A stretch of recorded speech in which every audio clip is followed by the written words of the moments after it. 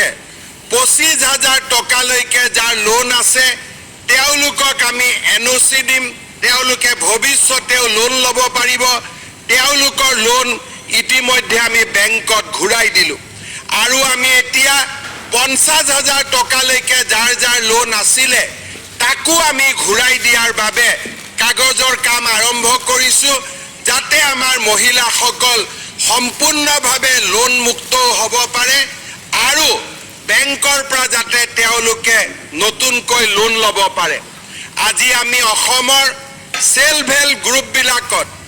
যিমান মহিলা আছে এই গোটেই মহিলাবিলাকে যাতে ঘৰত নিজৰ একোটা সৰু হলেও কিবা কাম আৰম্ভ কৰিব পাৰে তাৰ বাবে সেলফ হেল্প গ্ৰুপৰ 40 লাখ মহিলাৰ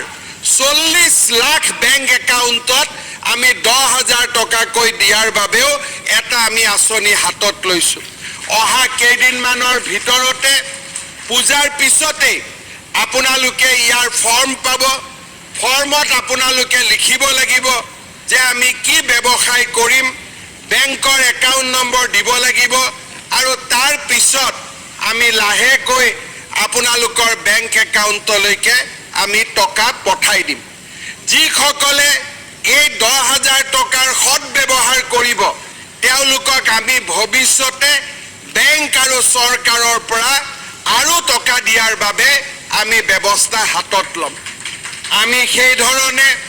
অসমৰ নিবনুৱা যুৱক যুৱতীসকলৰ কৰ্মসংস্থাপনৰ বাবেও আমি নিৰন্তৰ প্ৰচেষ্টা কৰিছো যোৱা চৰকাৰৰ 2 বছৰত আমি 90,000 ল'ৰা ছোৱালীক চৰকাৰী চাকৰি দিলো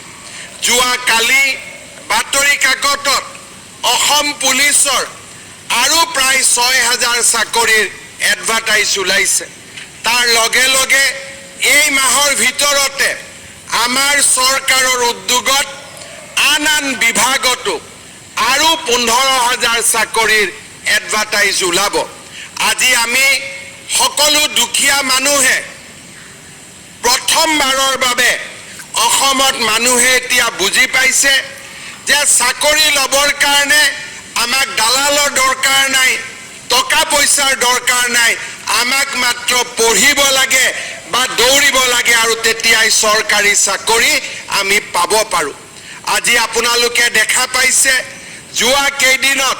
খানাপাৰাত যেতিয়া আমি চাকৰি দিছো কিমান দুখীয়া লৰাই আমাক টিভিত ইন্টাৰভিউ দিছে যে মোৰ দেউতাই বজাৰত পকৰি বিক্ৰী কৰে কোনোবাই কয় মোৰ দেউতাই লেবাৰ কাম কৰে কোনোবাই কয় মোৰ দেউতাই ৰঙৰ মিস্ত্ৰীৰ কাম কৰে আৰু একোটা পৰিয়ালত